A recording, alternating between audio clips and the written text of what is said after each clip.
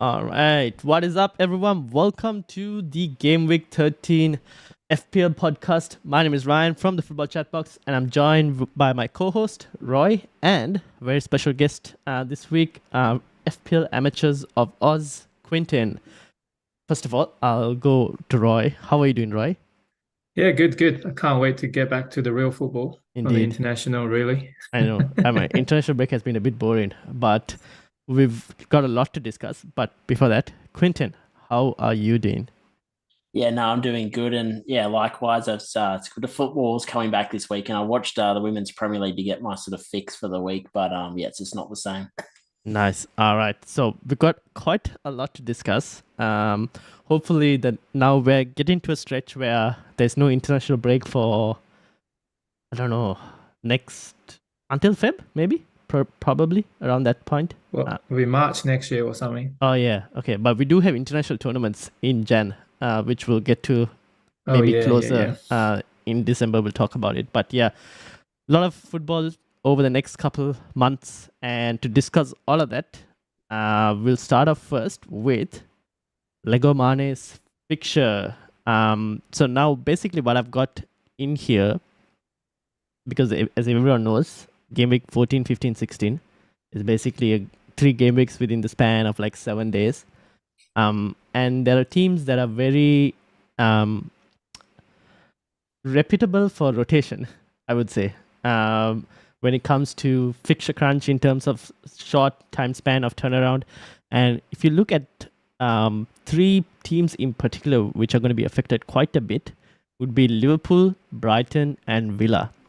Basically, they've got the European fixture on Thursday. They have a 2 days rest before they play the Sunday fixture in the Prem. Another 2 days rest before they play a Wednesday fixture. And then again, another 2 days rest before they play another Saturday fixture in the Prem. So very short rotation. And we'll look at some players that you would want to have that are more reliable for minutes.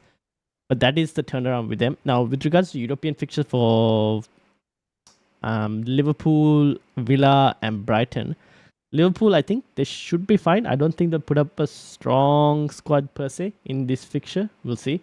Brighton might put up one because they're still not top of the group. Villa, they're the same number of points with the player, the team they're going to play right now for this week. So they might put up a strong one just to see that they can get that number 1 spot. But yeah, looking at this, those are the current 3 teams, at least for the next couple, that might see rotation, or at least in Brighton and Liverpool more specifically, because they're very well known for rotation. What do you guys think? Who wants to go first on this one? You can go, mate. I'll go Brighton.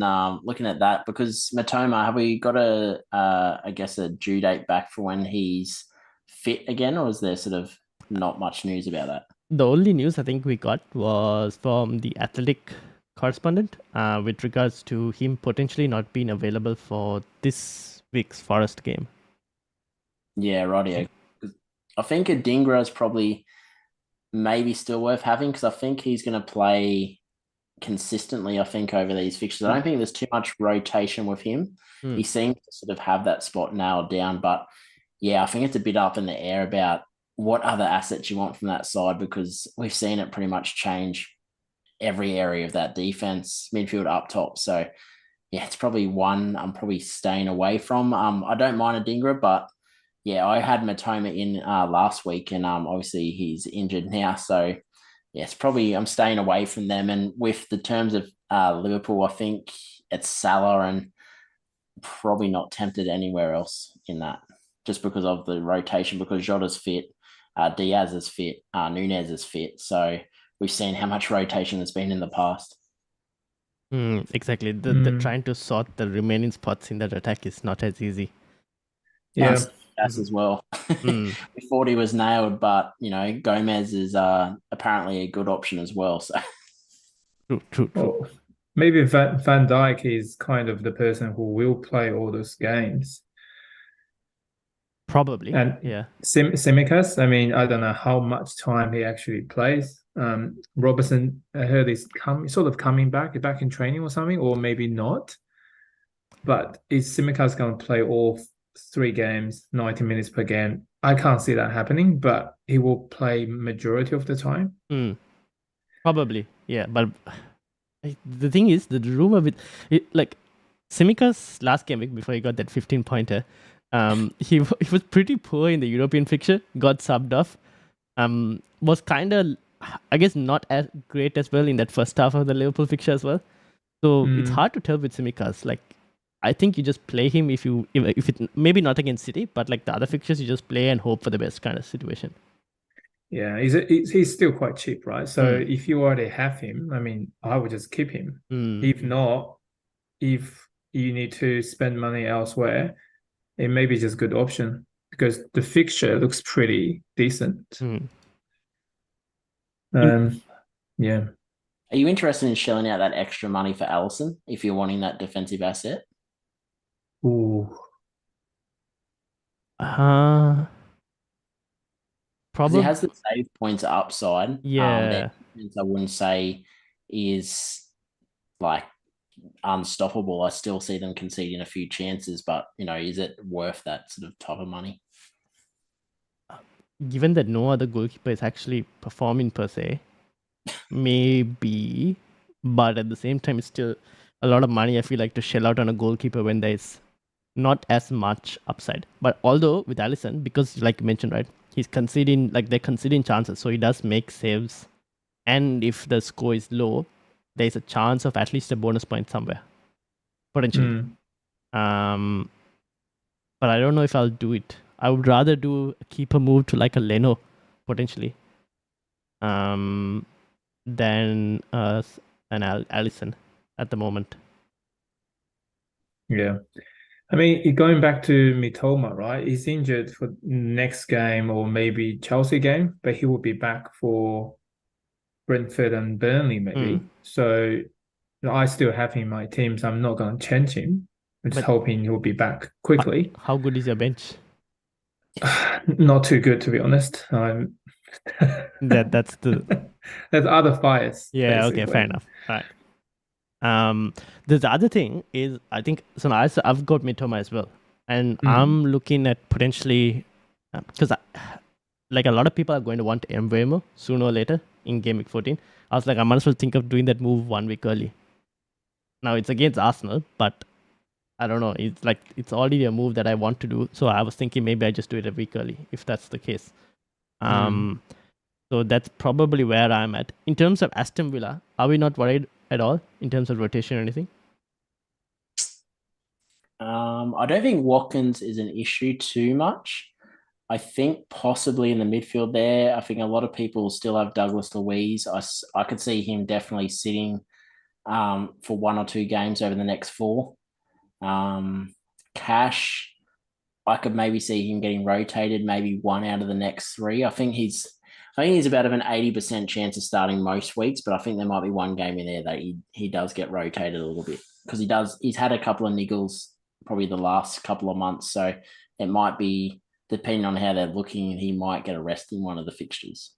I mean, also how risky is to have more than 1 Villa players when they have City and Arsenal. I know the home games, but still, there's 2 strongest teams in defense and attacking. Yeah, fair enough. I think with Cash, I might have to hold him just because, like, one, there aren't that many other options in defense who are like, oh, you can buy me because I'll be a good option. And also, injuries keep happening elsewhere. You kind of have to put fires out elsewhere. The thing is, I don't mind. I don't know if he'll get benched. I have a feeling he might start and come off at like the 60th, 65th minute, like he did in was it a couple of game weeks ago before they lost the clean sheet after that. So if that happens and they lose the clean sheet after that, it is what it is. I don't care. But I'm okay with him getting a clean sheet and early sub if that is what's going to happen. Any other teams here that you guys are like worried about in terms of rotation? I wouldn't say United is a worry because we just don't have any depth, but I was sort of looking at Forest because a lot of people are looking at Gibbs White But we've seen obviously Gibbs White, Lenga are sort of starting some games and then sometimes being on the bench. So that's probably another one looking at, because a lot of people were looking at downgrade options, sort of like the likes of Alenga and Gibbs White. I would have loved Awayani, but he went and got injured again, I think, during the international break, the Forest forward. So, yeah, with Forest, it's a tough one. Might have to see what to do because Turner also has lost his place. That's another like goalkeeper there that kind of have to fix with Ariola not really doing much as well. So that's probably a transfer later down the line. The thing with Gibbs White is he hasn't been returning the same level of FPL points compared to last season. Yeah, not consistently. Not consistent last season. Cool. Okay, we'll see how it goes. And also welcome to everyone in the chat, Manon and Tian, FPL Planner. Welcome as well. So yeah, that's the current fixture crunch for the next couple game weeks. But like we said, I'm going to talk about like players who are good or 90-minute, not good, but 90-minute type men. So this is from FPL Under the Radar. Basically, they've done attacker minutes per appearance. Attacker minutes divided by appearance versus non-penalty XGI. So basically, the top right corner is the players you would want to have. They are players who will play most of the games without rotation and have good underlying data.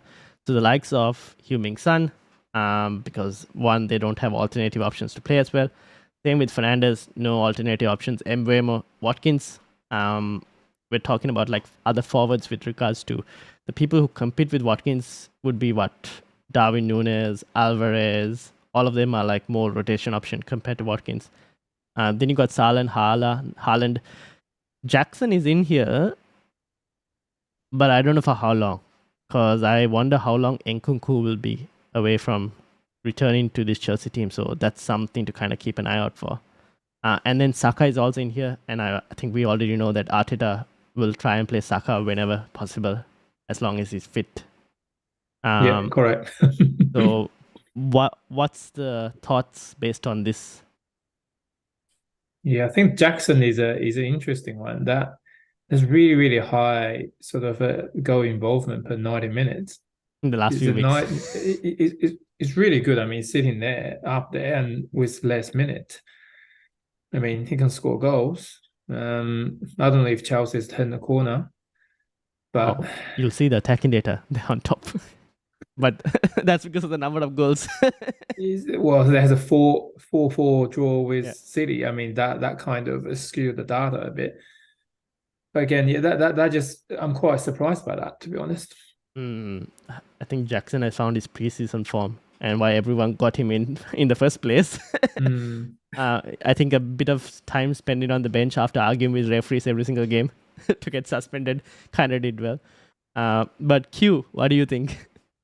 It's a tricky one up top because a lot of people were sort of banking on Ferguson as sort of like the player to move to, but then he's been rotated even when they haven't had enough strikers. He's still getting rotated. And Jackson, I feel like the numbers are a little bit inflated because he got that big performance against 9 players in Spurs, which, you know, all these chances happened in the last 8 minutes of injury time. So sort of inflated a little bit. And, you know, when you look at Haaland, he's probably been the most consistent along with Watkins. You know, Rasmus Højlund, he's now out for 3 weeks. So, you know, he's not an option. And then you've got Nkunku, who they're saying might not be back till December. So there's not really a great deal of options. And, you know, the likes of Archer's probably appealing for the next 2 weeks with the fixtures. But yeah, it's Alvarez, Haaland, Watkins, and there's not too many options outside of that.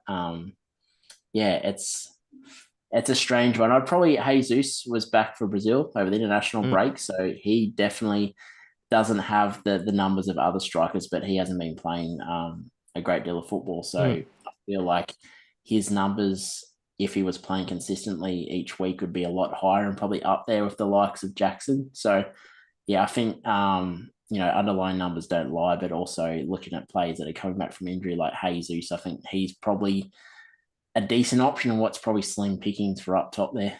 Yep. Fair enough. Yeah, the only issue with Jesus is how many minutes he's going to play, because he will be knackered from the international duties, and I don't think he's 100% fit, to be honest.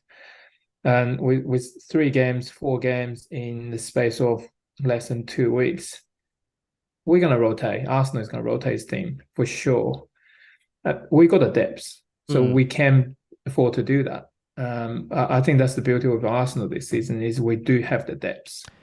You also and we have can handle those games. the fixtures to rotate as well. You got what, Wolves, Luton, those 2 games where everyone wants FPL assets, but Arteta is going to rotate.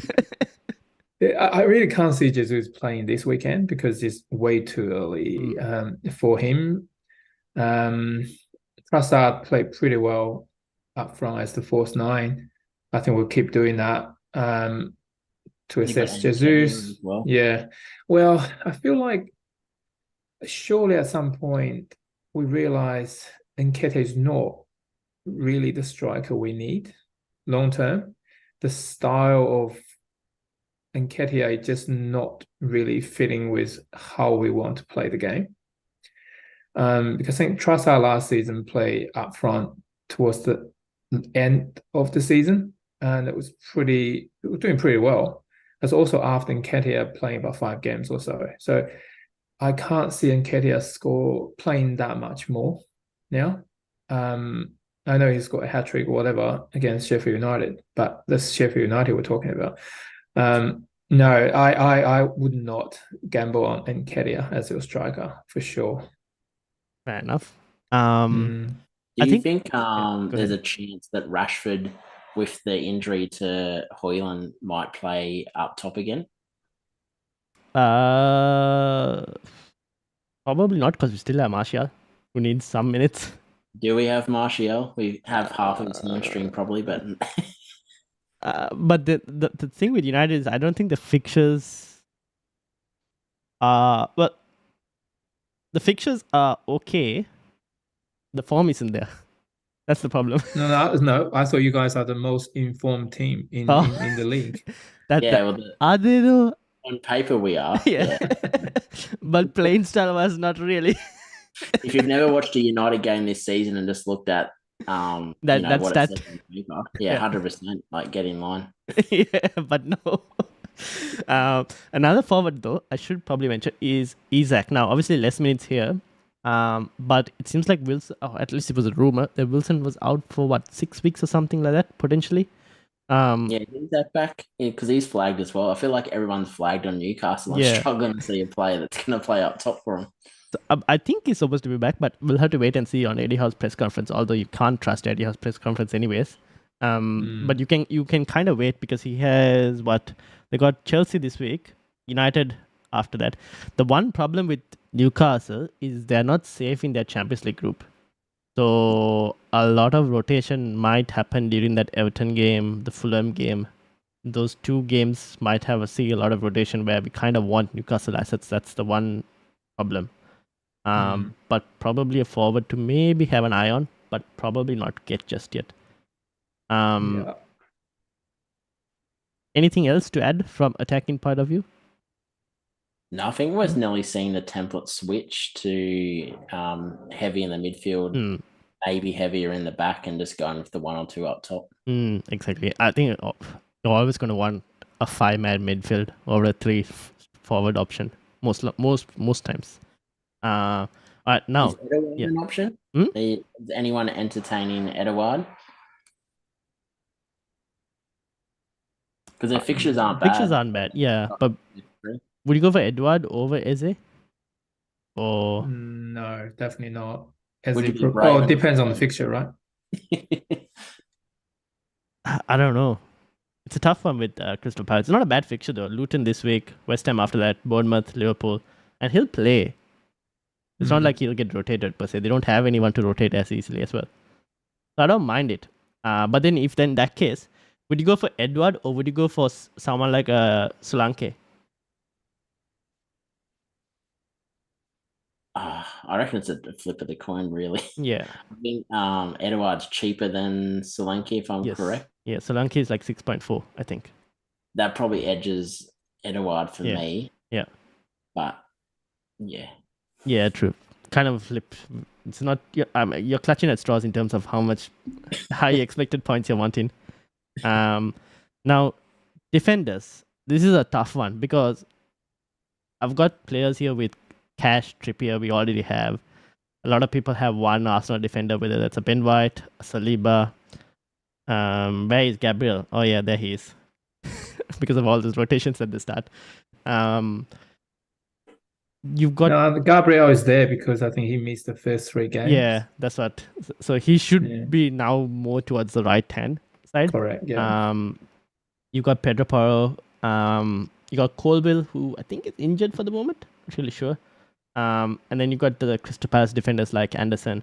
You got Ethan Pinnock as well, from a Brentford point of view, if anyone's interested, and Dan Burn. But it's still like most of us already have those defenders, and we're looking at our defense, and we're like, I don't know where to go. Thoughts? Q, let's go. Yeah, I think like as you said, most of the people that have those picks, like Saliba, for me, I feel like he's probably the best, most consistent pick from Arsenal, and he is cheaper than Ben White, a little bit more expensive than Gabriel, but I feel like he's probably the perfect price because you're going to get consistency out of him. Porro, we're going to see Spurs on the attack a lot more because obviously the shortfalls in the center of the park there, they're going to have to be getting forward and scoring goals. So I still think he's an option. He's like a poor man's Trippier. He's going to be sort of giving that attacking upside, but obviously not the free kicks. He's on set pieces though, I think now, because Maddison's injured. Oh yeah, actually that is a good point. And they do have the harder fixtures coming up, but they also do have decent fixtures, all right fixtures in amongst those as well. So yep, definitely think he's another good option. But I'm looking at the likes of maybe a Tyreek Mitchell. He doesn't have, I guess, the consistent attack and returns that we see in the likes of Trippier and Cash get, but he does get forward, and we saw, was it last week or the game before where he got the goal? He does get quite high and gets into the box. So whether he's putting that ball in or whether he's actually getting decent shots off in the box, I think at his price, he has a tiny bit of upside. And, some games, if they are ahead, they will sort of park the bus there. So you might be looking at a clean sheet as well. Roy? I think what we're talking about before the pot is talking about Arsenal's defense, right?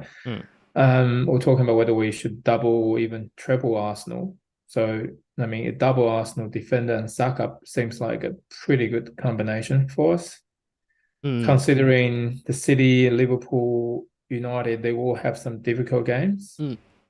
So maybe a combination of Saliba, Gabriel. Yeah, I think they will play a lot of minutes. Yeah, because a lot of people are looking at that combination right now because of the main reason of like not knowing where exactly to go. And some people are like, they have 2 free transfers and their team is fine and they still don't know what to do with the 2 free transfers. So it's either you burn a transfer or you like make one of those moves where people are looking to like offload cash because of the tougher fixtures. To maybe like another Arsenal defender. Now, cash on this has the highest in terms of attacking output out of all, even more than Trippier. And it's mentioned in the chat as well by Manon. Highest XG amongst defenders feels like a forced sell though. Might keep for a couple of weeks and then reassess, I guess. Now, where do you guys stand with Cash? He has good attacking numbers as well. Away, I should add. I think, I feel like it is a little bit of a forced sell, especially with the flags that other people have in their sides. I think you're not really going to complain too much if a defender that's pretty much playing like a wide attacking wing back. I think there's been times there where the ball's coming over the back post and Cash is literally standing on the 6-yard box consistently every game. So I feel like you can probably wait on Cash over the next few weeks and put out other fires or even just bank transfers because, I still don't think he's a bad player to have in your side because he does get that attacking sort of chances, like at least maybe 2 attacking chances a game. I see him in great positions that he could definitely get a point or get like at least an assist or a goal. He should have a bit more points if Watkins was a bit more clinical in terms of finishing open goal chances. But yeah, I don't mind keeping him. if like people have other files to put that out first before. And if you happen to keep in through these tough fixtures, game week 18, Villa play Sheffield United. That's the money fixture during the blank game week where people might want Villa assets for that fixture. And that is at home as well, if I'm not mistaken, where Villa are really good at. Mm-hmm. So yeah, defense, that's basically how it's looking like. Any other defenders, I guess, that you would want to add in here? The Newcastle defenders, maybe? Like, they got 2 home games coming up. Shah, Bowen is injured. Oh, I don't know for how long Botman is injured. You never know. Could be back this week as well. Who knows? Yeah, if you can't afford Trippier, probably Shah would be a good choice. Would you go Lascelles or Livramento, or is it just too risky at this point? No, I think a bit too risky. I think for me, it's probably Trippier. Shah is a decent backup option, but I feel like it's Trippier or no one for me because the defense has not looked as solid as for clean sheets, that is, in the last few weeks. And, you know, so at least you want to go for the upside in Trippier. So at least if they do get the clean sheet wiped out, you're going to get some attacking chances. Fair enough. Yep. Talking about defense, just back on Arsenal, would you entertain maybe going to David Raya with Saliba instead of going the 2 defensive assets? Raya doesn't play this weekend, right? No. So it's after. So it's after. If you want to have Raya for the next 2 games, yes, you can make the change in the next week. You can. I think as a goalkeeper, as a whole defense unit, Arsenal are doing really, really well this year. That's one thing that we improved so much is not conceding goals and not giving people chances. So I think any Arsenal defenders or goalkeepers would be a good option. You just got to hope that Ramsdale doesn't keep a clean sheet against Brentford, and then suddenly Arteta switches his mind in terms of giving Ramsdale another chance.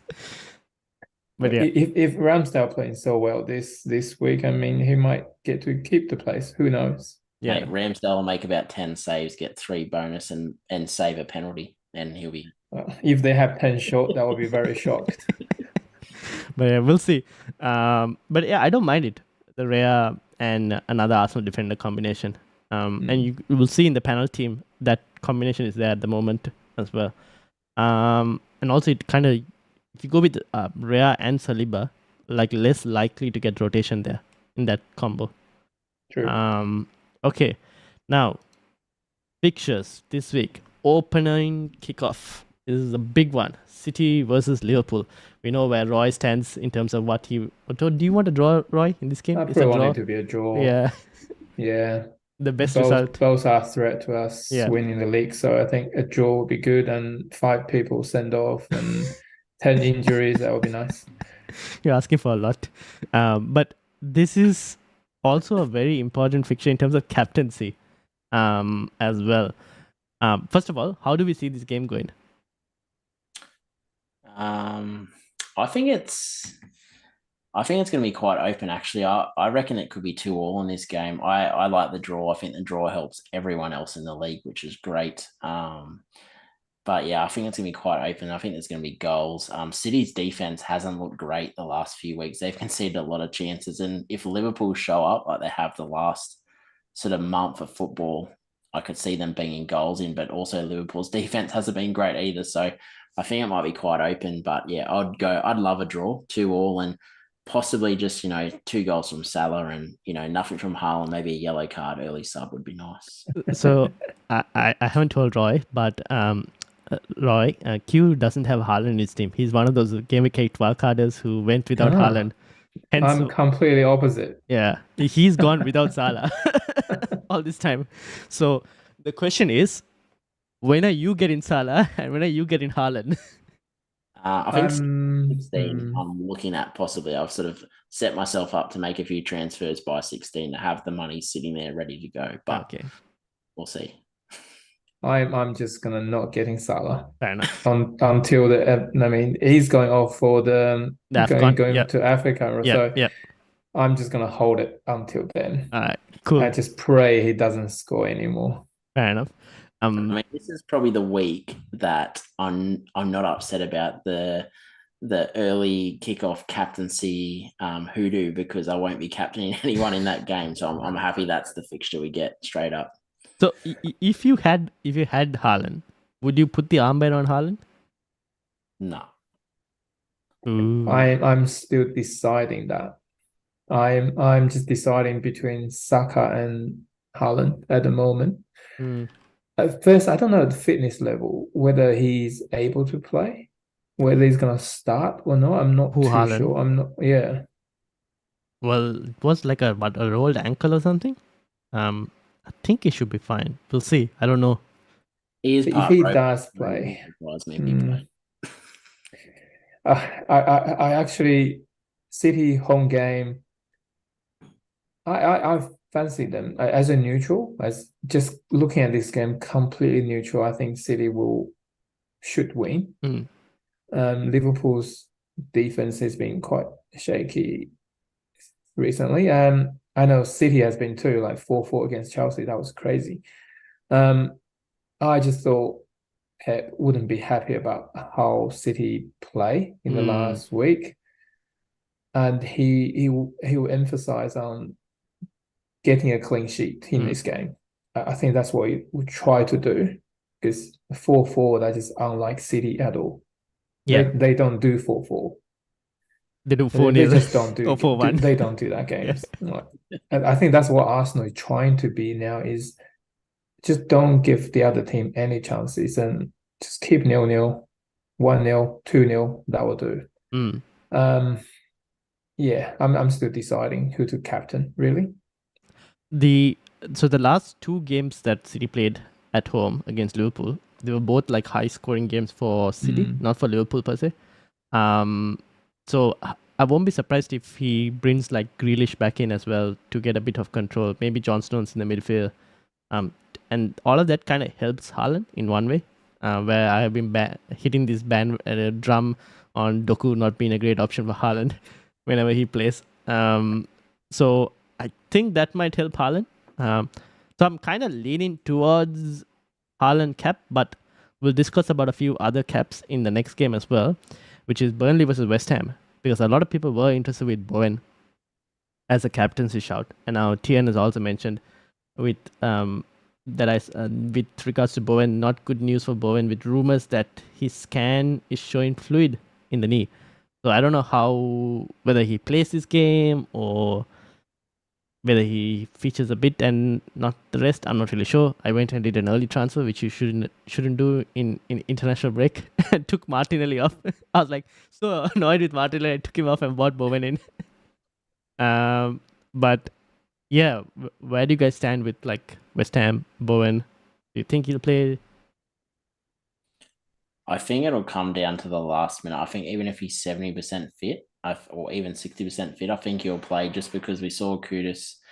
He did. I think someone said he played a bit of the second half over the international break, but he sort of got an injury cloud as well. And I saw Antonio's out for a period of time as well, so they're sort of starting to get a bit low in the attacking stocks there. So I think even if he's 60% fit, I'm pretty sure he's going to play. So, but I'm not sure about the captaincy, depending on obviously how bad this injury is. But before the injury, he was a great option.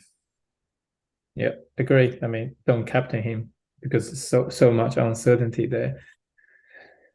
So would you definitely something happened? Yeah, to him. Yeah. If they came out and said he was fine for the fixture ahead, would you still captain, or would you be like still uncertain about like how long he's going to play for, and rather would you just maybe be happy with like transferring him in instead?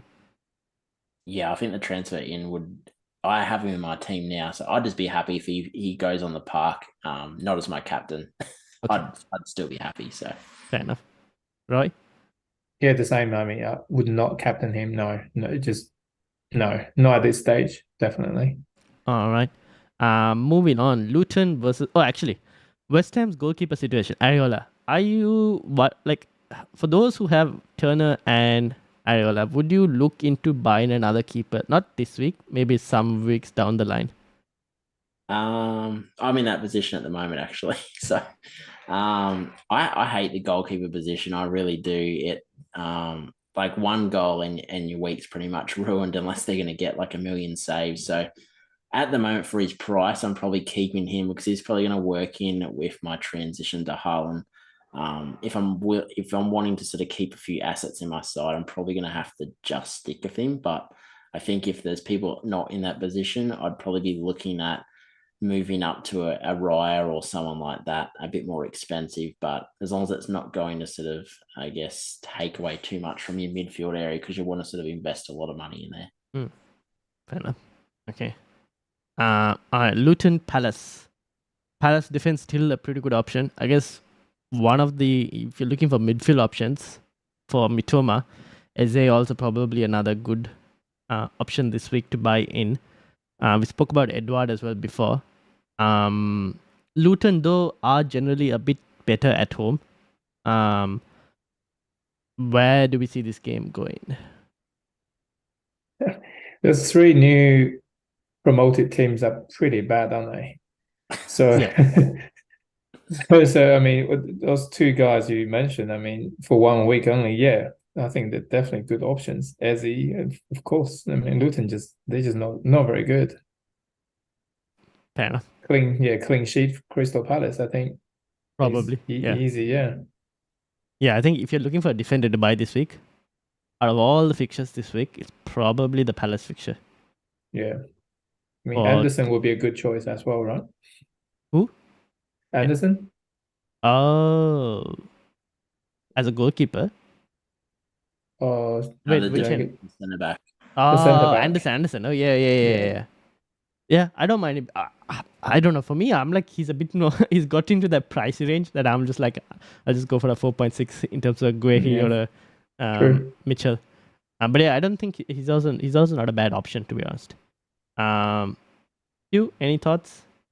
Yeah, I think Eze, there's a part of me thinking of the Eze that I had in my team from week 1 to 5 where had probably the most chances I've seen a player have and not score, which is quite frustrating for FPL. But there's a part of me that kind of looks at this fixture and, the next one as well, that he could definitely get a return. And he plays better when he gets the number 10 role. There's a couple of times this season where they played him out wide in that 3-man sort of attacking midfield. But when he plays the 10, I feel like he's a lot better and a lot more dangerous. And he kind of falls into that deep lying striker position in attack. So I think he has a lot of upside. And, we spoke about Edouard as well.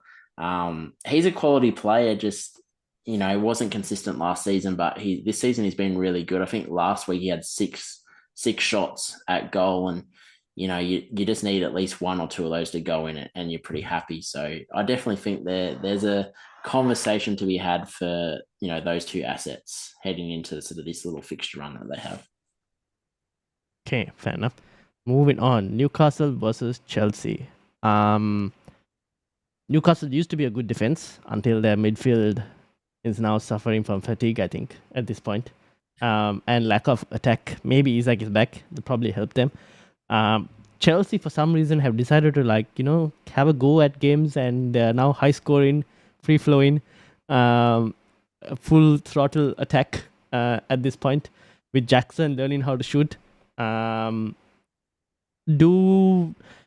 guess for me now, I've got Trippier. I'm going to start Trippier regardless of the fixture.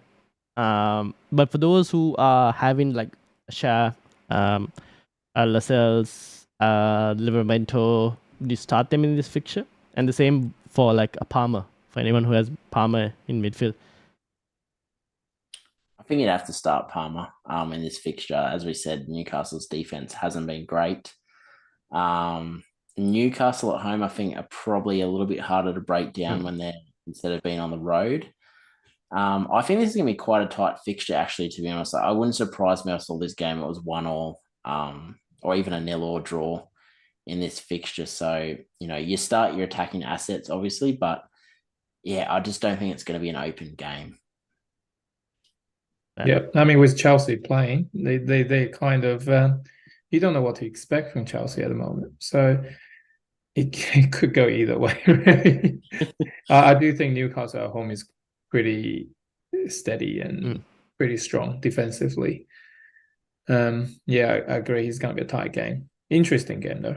Yeah, Chelsea could show up and score 6 goals, or they could show up and have 2 shots at goal. Yeah, that's true. Fair enough.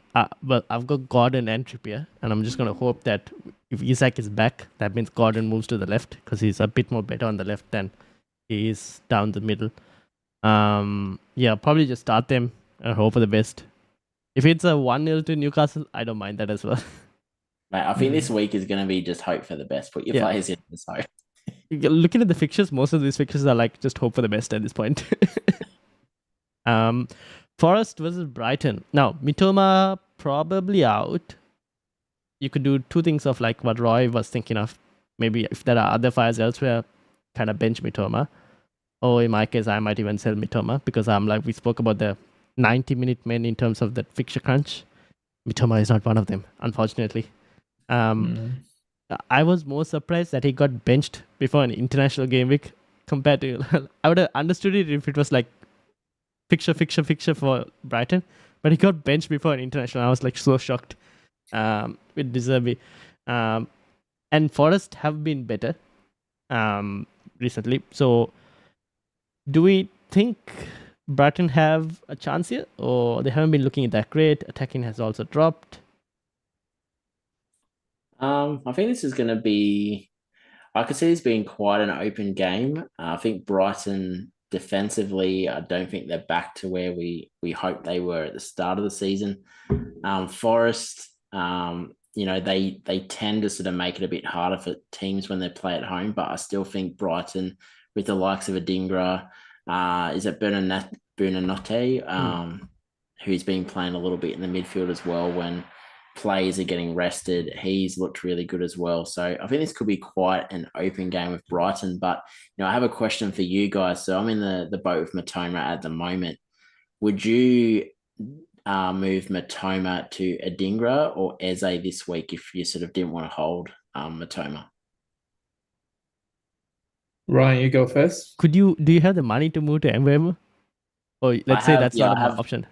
I have 2 million in the bank. Oh, okay. 1.9. Oh, so you could even move to Bowen if you... Oh, you already have Bowen though. Yeah, so I think I've got 7.9 to spend if I transfer out Mitoma.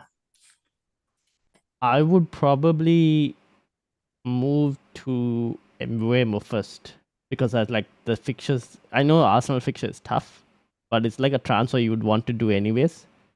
Because after that, I think Brentford's fixtures compared to Crystal Palace is slightly better. Palace have West Ham, Bournemouth, and Liverpool in 14, 15, 16. Brentford have Luton, Brighton, and Sheffield. Oh, yeah. That is good. So it's a much better. And also, wait, is Eze on pens for Palace? Yeah, he scored the pen last game, yeah. Okay, so they're both penalty takers basically at this point. And he does dive, so there's always an upside for penalties. But yeah, I just think there's slightly more upside with Brentford, even though there is the blank in 18. At least for the next set, the fixtures are good enough that there is enough upside there for that short term. And if for those who can't go to Mbeumo, I think Eze is not bad, but I won't even mind going to a Palmer, to be honest. Because a lot of people will want Palmer in like 16. The guy still has penalties. If you had the money to go up? If you had the money to go up to Sterling, ooh.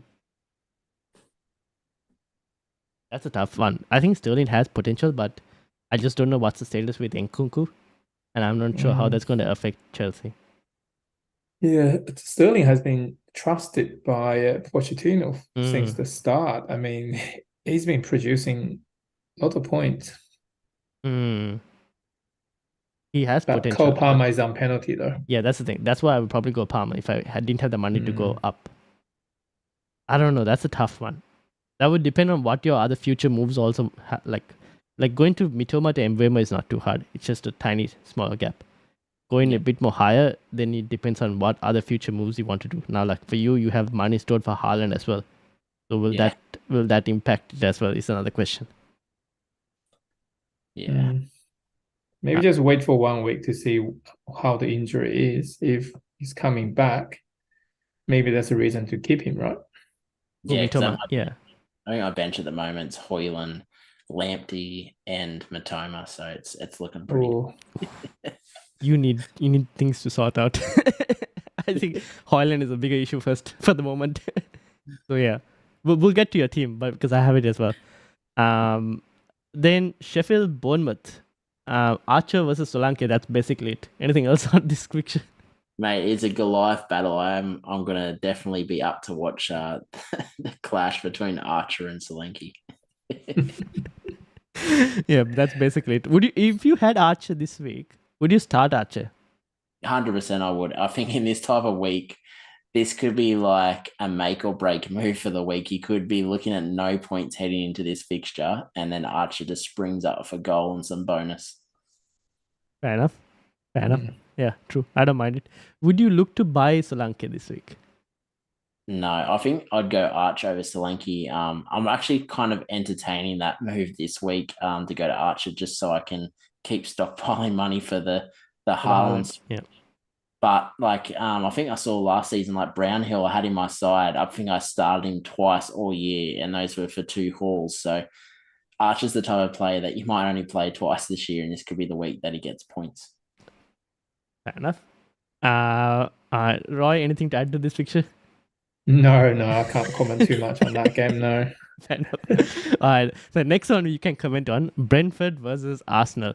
Now, obviously, Rhea is not eligible to play against Brentford because he's on loan, which means it's return of the Ramsdale, which means Brentford could take shots at Arsenal defense. But we have mentioned about Arsenal's defensive numbers improving. How do you see this game going? My only concern is we've got 3 Brazilian players coming back from international duties. It's got 1 or 2 days rest, and whether they're going to play or not, I'm not sure. Gabriel, he might not even play because we do have backup Kiwior. He can play that position. Jesus, I said before, he might not even play because of all these internationals. He's still coming from injuries. But however, I think we should beat Brentford away. I think we did that in the League Cup. I think we're just too strong for them, to be fair. And I can see us getting a clean sheet. Is Odegaard back as well? I think he is, isn't he?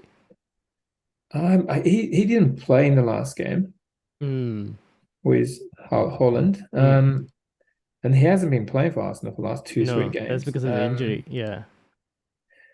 So I actually don't know, because we've got so many players in that position. We don't really mind Odegaard not playing. I mean, Havertz can play that position, even though he plays a left back in the international, which is fun. And scored a goal, I think, for Germany, if I'm not mistaken. I think we got it all wrong. He should play left back for us. No. Should play Zinchenko in the midfield and Havertz at left back. But that's what people have been talking about, Zinchenko playing this left 8 position. No, I actually don't know how we're going to play. This is like the international really mess up the whole preparation for the game.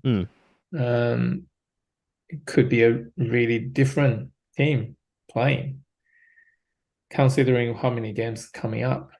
Because I think we do have a Champions League game next week as well. Yes. Which we probably want to wrap it up in next game in Lens. Yeah. So I can see rotation because of the international, but I think we'll be just too strong for them. Saka will play. Are you confident with like giving Saka the armband, even though like attacking numbers have been poor? Well, people keep saying that, but he just always produce at least 5-point assist or score a goal. I mean, I feel like it's about time for him to score twice, maybe, hopefully. Fair enough. Okay, we'll see how that goes. I don't mind if he scores because I have him in my team and he's doing nothing at the moment in terms of like proper returns for that price point. Yeah, we're counting on him to produce for Arsenal. I think he will play. He will play for 90 minutes if he's not injured. Q? I mean, we've seen Arteta, he'll play Saka for 90 minutes, even if he's only got one leg. So as long as he's still standing on one leg, he's going to be playing big minutes. But I could see Arsenal getting the winner. I'm picking sort of like a 2-0 type scoreline. I think that they will do it comfortably. I think they won't blow them out of the water, but I think they'll have enough to sort of take care of this game. And yeah, I think Saka, I did toy with the option of captaining, but I think we might see a game where he might get a goal, maybe some bonus, but I don't think it's going to be a massive game from Saka. But yeah, I think definitely if you don't have Saka, you need to get him in for this fixture. I think lately we've been seeing he's getting the pass to the assist sometimes, but he's still just as involved in that attack as he has been all season. So this could be definitely a fixture where instead of being the pass to the assist, he's the person on the end of the ball or the person who's laying the pass on for the goal. So yeah, I like Saka this week, but I'm still not sold yet on whether he's a captaincy option. Yeah. It also depends on who's playing on the left. If Trossard is playing number 9 and Martinelli just came back, he might not play.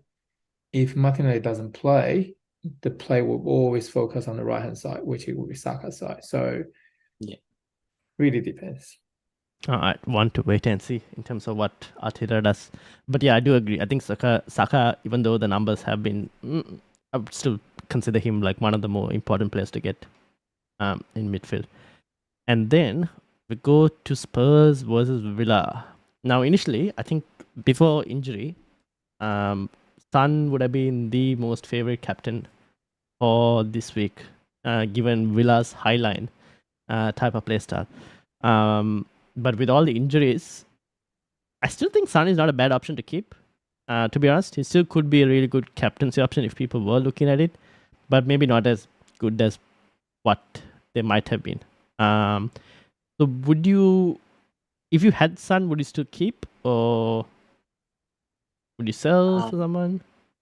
Well, if anyone's listened to our podcast, I'm probably one of the biggest Spurs truthers at the moment. And I've actually got the captaincy on Son. We saw over the international break 3 goals in the 2 fixtures that they played. So, and Villa away from home, defense, for some reason, they don't like to play defense away from home. So I could see Spurs, full Ange ball in swing. Brennan Johnson, he's looked really good when he's starting. So I actually still think there's a bit of bite in that Spurs attack, and I think we could see, I'm going to say, a high-scoring game. I don't think there's going to be a clean sheet in this game. I think both sides are going to score, and it wouldn't surprise me if this game finished like 3-2.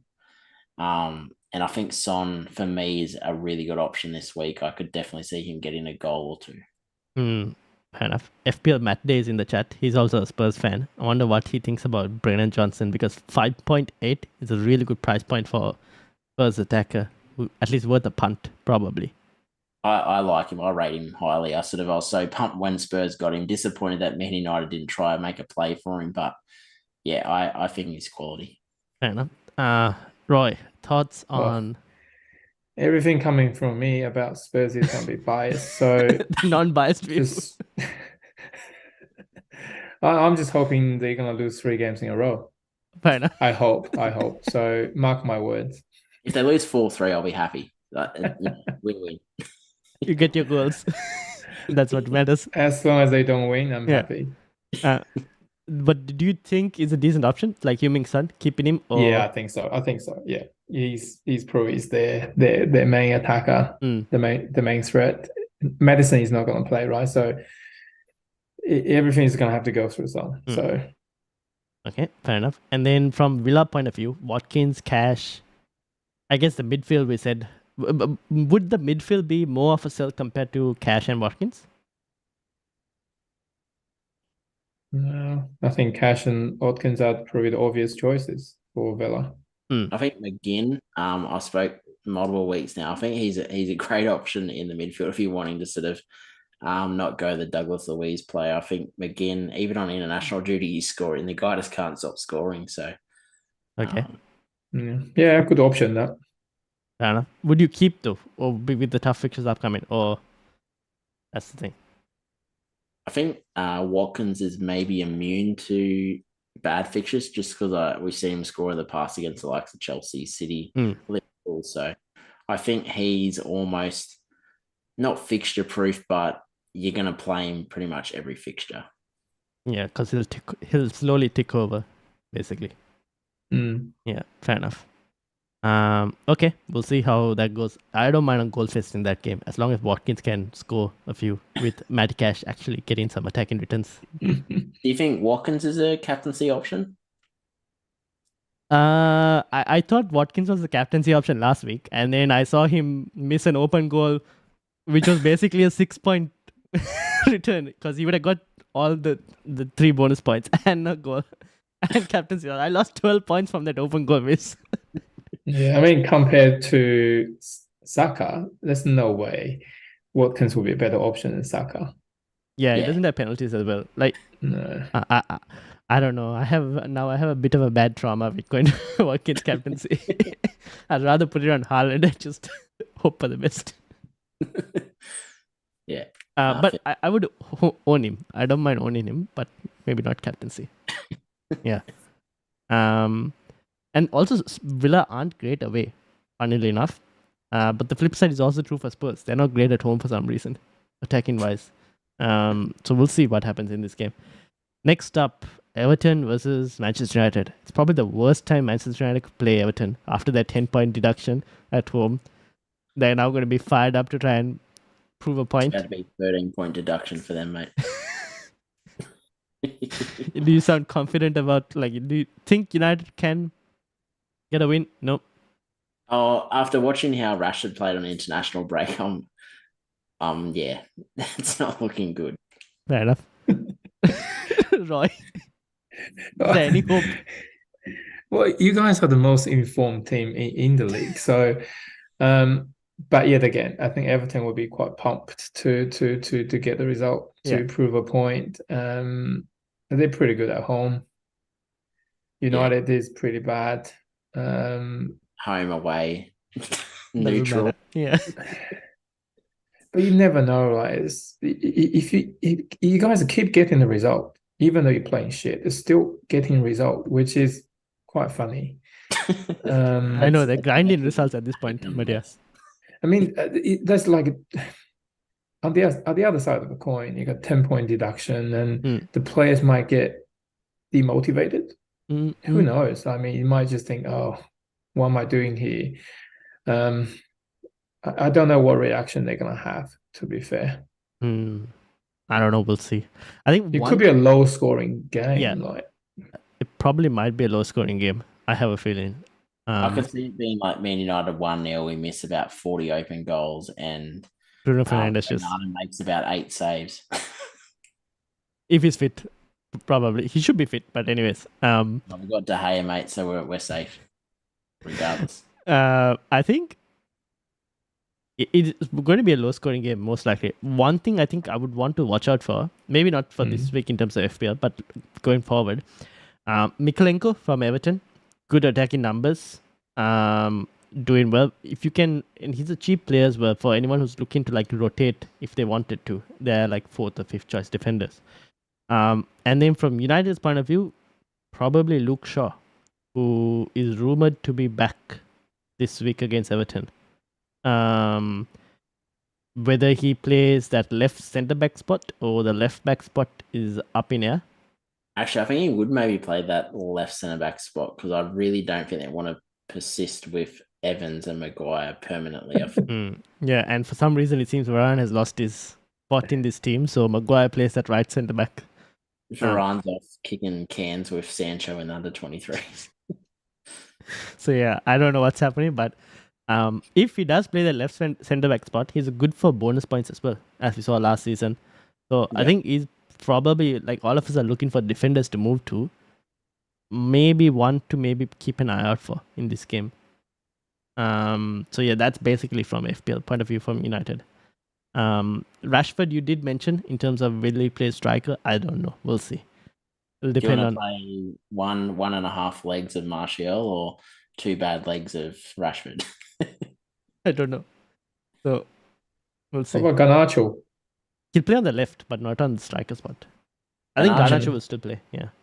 Garnacho could be an option possibly for this fixture on sort of like what is he, like 5.0? He's not too expensive. Yeah, or 4.9 something. Yeah. I mean, I wouldn't mind if I were Ten Hag. I would play Rashford up front with Garnacho on the left. The problem is who plays on the right. I think Rashford was. That makes too much sense, though. McTominay up front, Rashford out left. We'll see. Okay, and then the final game, Fulham versus Wolves. I don't know what the status with Neto is at the moment. I don't know if he's back or not. We'll have to wait and see. Wolves, though, Hwang Hee-chan is scoring as well. Fulham, I mean, Leno as a goalkeeper option might be a good option sooner or later. He's still pretty good from terms of save points. But it's just one of those games where there isn't too much impact FPL-wise. Anything to add? Oh, I do like the Korean player. What's his name? Hwang Hee-chan, yeah. Yeah, he's quality. I think he's doing well. Cunha is doing pretty well as well so far. I do have Cunha in my team, so I think they're just a bit underestimated by everyone. Yep. Yeah. I think what's the left back? The Egyptian player? And Nouri. Yeah, I think I saw one game he played. He's on the ball most of the time. He's involved quite a lot in attacking. So I'm just saying if you want a cheap sort of defenders, it might be a good option. Fair enough. Yep. You any thoughts on this game? I don't mind Cunha in this fixture, but yeah, I think I'm still not fully on board with Wolves at the moment. I think like possibly downgrade options like as we spoke about the Wong, Cunha, Aït-Nouri. I always get excited about Aït-Nouri, and then the next week he gets benched, and I sort of think that just wipes out of my memory. But I don't know why he doesn't consistently play every week, because he's such an attacking player, and like you said, he gets in very good positions in that attack, especially on the counter as well. He's quite quick getting forward and sort of providing sort of those balls into the box, or even getting into the box and getting shots off. So if he was to maybe start consistently, if he starts this week, I definitely think he's worth looking at. He's taking corners as well, I think. Yeah, when he's on the pitch, he does, yeah. Yeah, one to consider if he gets regular minutes, at least. That's the thing. Yep. All right. Now, attack for the last 6 game weeks. Chelsea on top, sorted by minutes per XG. 12 big chances. Was that in the Spurs game? Yeah, most of this. I don't know. If I was to remove the Spurs game, I don't know where they'll put them. But yeah, they're on top right now. Liverpool in second, Villa third, Newcastle fourth. So we'll see how it goes. And Brentford fifth. So interesting.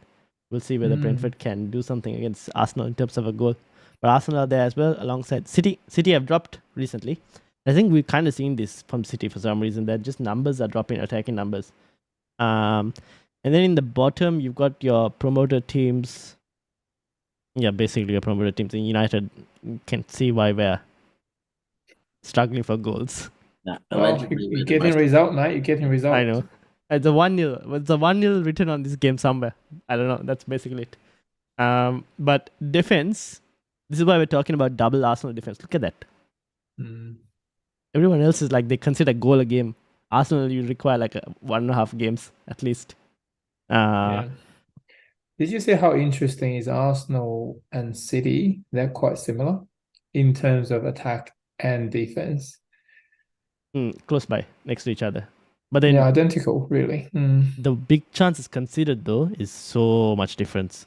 City have considered double the number of big chances compared to Arsenal. Now, I don't know if that... The thing with... I don't know what City is like. I don't know how to explain like what's happening to City at the moment. But for Arsenal, like you mentioned before, where they're now more focused on defense than the attack, which is why we don't see those high-scoring games like we saw before. Yeah. Focus on defense probably is the wrong sort of statement. Probably more control, more controlling, rather than putting players in defense. It's more controlling, not letting other team have the ball. Literally kill them off by... The only way they do is a long ball to the front with Saliba just clean everything up, and that's how it goes at the moment. So, which means if we have the ball, most team will just stay in their half. That's probably another reason why we're not scoring as many. Fair enough. And then we got Wolves in fourth. Mentioned about Aint Nouri and Wolves defense. If only he gets a few more minutes. Newcastle have dropped in their defensive numbers. And then you got Everton up there as well, which is why I mentioned Mikalenko could be a decent one to consider during the rotation part. And then at the bottom, you got Luton, Burnley, Bournemouth, Sheffield United, Forest. These are the teams that everyone wants to target. Yeah, right. Yeah. And Spurs I think the Wolves are seriously. I think I watched the game. I watched it was them against Spurs. I think. I mean, it took me by surprise like how well they play against Spurs because Spurs this season has been quite organized, quite defensively focused. But I mean, Wolves just took them apart, right? And even though they conceded first, but I think they just basically took Spurs apart. Yeah, one problem with Wolves is they don't have a proper recognized striker that's good enough to put. They create enough chances, they just can't finish. It's been their problem all season. True. And continues to be their problem. So we'll see what happens. But I think if Neto is back as well, I think that just helps Wolves even more. 100%. Yeah. That would be a good option. Yeah. All right. Now, teams for last game week. Roy, 71 points. Look at that. Well, Tsimikas and really helped me out there. Just because you had Costa and Udogie, you just had to play Tsimikas. I mean, Watkins captain. I mean that's just a mistake, isn't it? Like, but on paper, that was a good choice. Yeah. There's nothing really to talk about here, and everyone's yellow. What are you planning on doing? I got rid of Udogie. I brought in Shah. Oh, that's not too bad. We'll see how that goes. Yeah, I think that your team looks good though for this week. Hopefully, we'll see. This week is okay. Yeah, that's the thing, and that's yours. Next up was Quentin. Quentin also has flags. What's the plan? I don't know. It could be Haaland down to Archer and starting Archer this week, to be honest. Oh, I should read the teams out for the pod. So for the pod, those listening on audio, Roy had Areola, Tsimikas, Gabriel, Dalot, Mitoma, Diogo Jota, Foden, Son, Saka, Haaland, Watkins captain, and Leno, Cunha, Gusto, and Udogie on the bench. And then Quentin has Areola, Cash, Saliba, Trippier, Son, Salah captain, Saka, Bowen, Mitoma, Haaland, Watkins. And then on the bench, Turner, Alvarez, Sufal, and Lamptey. So, go ahead, flags. I guess Haaland could have had like 3 goals. Yeah, he should have had at least a goal and assist in that last game. It was so depressing as a United fan. As a Haaland owner, I was just like, couldn't read about it, mate. Yeah. So, are you looking to move him out or? Yeah, because I had a look today. He looks like he could be out for about 3 weeks.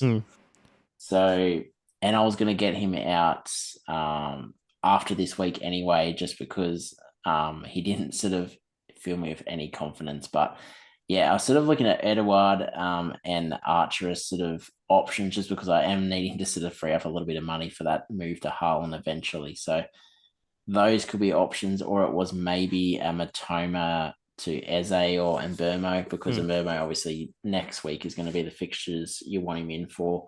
And then possibly maybe even looking at Lamptey, moving him up. But then again, there's talks that could be fit for this weekend. So fair enough. But then Brighton don't keep clean sheets.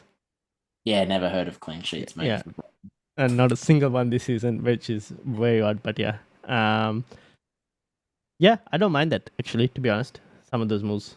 We'll wait and see in terms of where you go in terms of press conference after what De Zerbi says with regards to Lamptey and Mitoma. I'd say you're probably going to have an inbox from me sometime over the weekend asking what I should do. So okay, fair enough. And then this was my disaster of a week. I had Areola, Trippier, Cash, Gabriel. Defense just didn't show up. Saka, Martinelli, Gordon, Mitoma, and Salah. And then I have Watkins captain, sad life, and Haaland. And then on the bench I had Turner, Lascelles, Tsimikas, and Osula. I don't know what to do. When it rains, it pours is basically the term here. Got the captaincy wrong. Got Simicas 15 pointers sitting on my bench while Trippier got only 1 point. At least you had Simicast on your bench. I got him out. So I don't know. I don't know if that is worse. Or at least like you don't have to see him on. I don't know. But yeah, I mean, I'm happy to still have him. I won't start him this week. I'll start him next week probably, but we'll see how it goes. But in terms of moves, I've already done a rage transfer of Martinelli to Bowen before that price rise. And the reason I was thinking of doing that as well was because I have exactly 0.3 in the bank, which is the exact money to move Mitoma to Mbeumo. Now, if Mitoma falls tomorrow or if Mbeumo rises, I'm a bit screwed. So I might have to move. I have to kind of watch these price rises. But that's probably what I'm going to do for my 2 free transfers. And armband, potentially Haaland. Because I'm just not confident with anyone else. And at my rank, Haaland is just the only player who's just going to destroy it every time. So yeah, that's basically where I'm at. The fact that he's yellow makes me want to go to Saka. But... Yeah, fair enough. I think he'll start though. That's the thing. We'll see. And then panel team. This is something that we do every week for Quentin. And let me print it.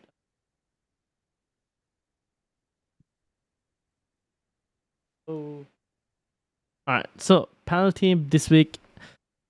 Oh, how did it go? It got 72 points actually. Had Rhea, had Pau Torres, Lascelles 0-pointer. We'll get to the bench soon. Gabriel, Saka, Salah, Diaby, Gordon, Bowen, Watkins captain, and Haaland has bench of Turner, Simicas, Archer, and Kabore. I kid you not, before we set this team, we were discussing whether we should do something spicy and start Simicas, or because he was playing Brentford, or whether we should have just I think we got another move, which was just bring in Lascelles for someone else, and we just did the Lascelles move. And who would have thought that Newcastle can't keep a clean sheet against Bournemouth? Mate, Solanke, mate, he's the giant killer. So it could have been better, but it ended up being 72 points. But this week we have Rhea in here who doesn't have a fixture. Because he can't play against Brentford, and we have Turner who has lost his spot. Now the question is, do we actually even do a goalkeeper transfer, or do we just spend that transfer elsewhere? And in terms of money, we have 1.4 in the bank. Yeah, well, I think keeping Raya probably is a good option. Yeah, I don't mind if that. If Turner's lost his place, then what's the point keeping him, right? Yeah, but is it worth doing a keeper move? If the keepers that you're going to get are not going to keep a clean sheet this week, potentially. I mean, look at the rest of the players. I think there's no real change needed. No, not really. I guess defense might be the one spot where you would want to move, but I don't know who to. Maybe a Crystal Palace defender. That's the only thing I can think about. If that's the case, I would just get new goalkeeper in. Fair enough. Who?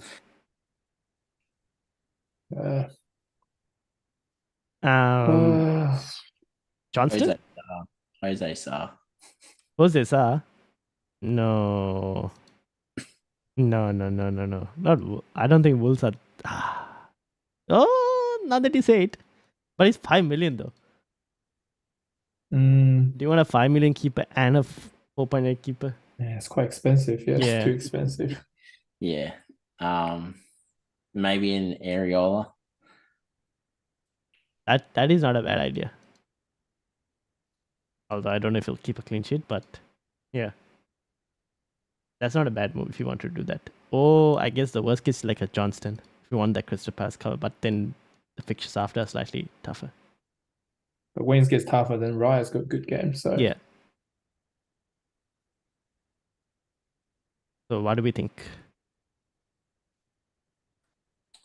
I really hate transiting goalkeepers. Fair enough.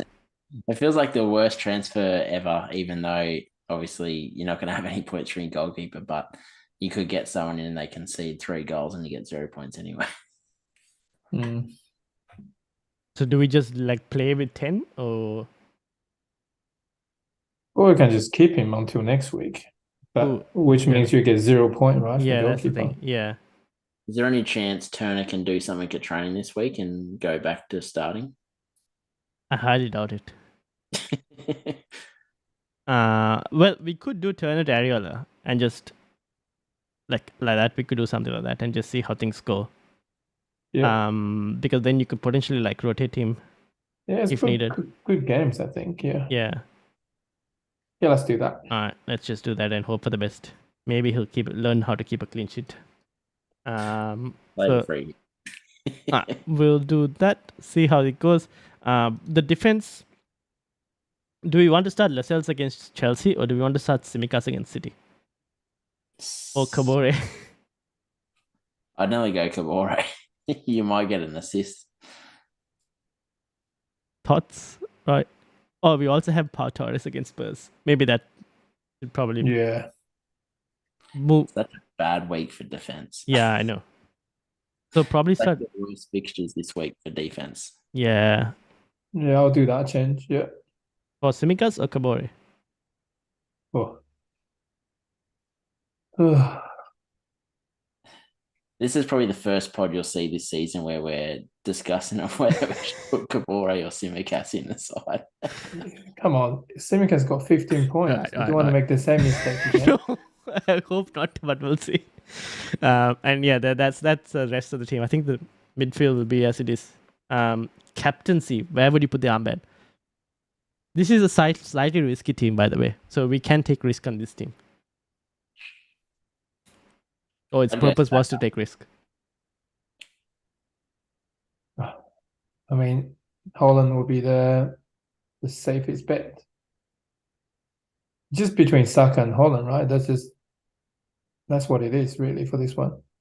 So do you want to flip it and see how it goes? I mean, Haaland is good. I think you seem pretty sure he will play. If he does start, then yeah, I think go with him.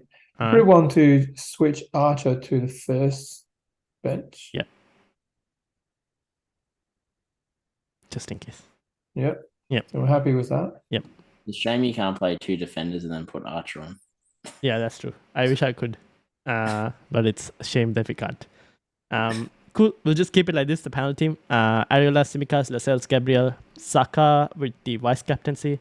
Salah, Diaby, Gordon, Bowen, Watkins, and Haaland captain. And then Archer first sub just in case anything goes wrong.